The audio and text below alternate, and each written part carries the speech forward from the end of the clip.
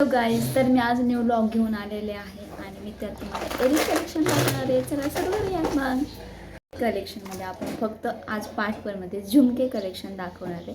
चला सुरू करूया.